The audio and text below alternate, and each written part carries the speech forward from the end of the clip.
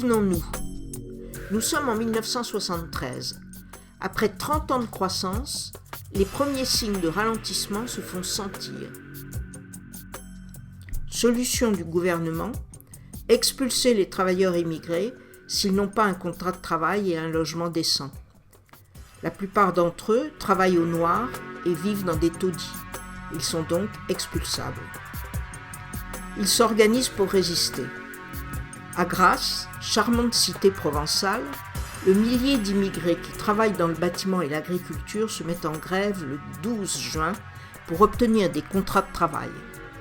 Une grève de travailleurs immigrés, chez nous, impensable.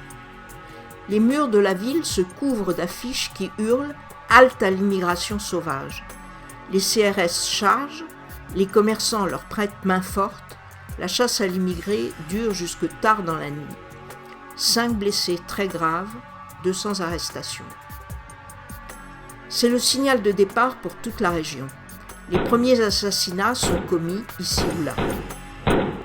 Puis, en août, à Marseille, quand un tramino est assassiné par un malade mental algérien, c'est la flambée.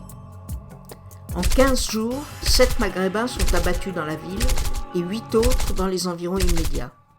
Un comité de défense des Marseillais s'organise contre la racaille nord-africaine et l'immigration sauvage.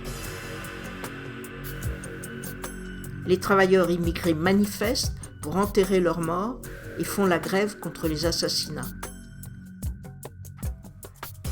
Et la police ?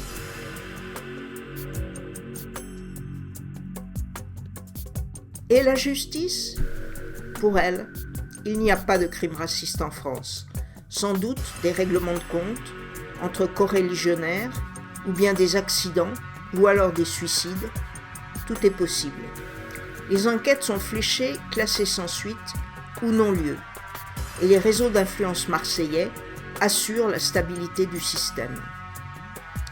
Le jeune commissaire d'Aquin, tout juste débarqué de Paris, refuse de jouer ce jeu. La hiérarchie les tient à l'écart, pas assez fiables. Mais sait-on jamais ? La suite dans Marseille 73.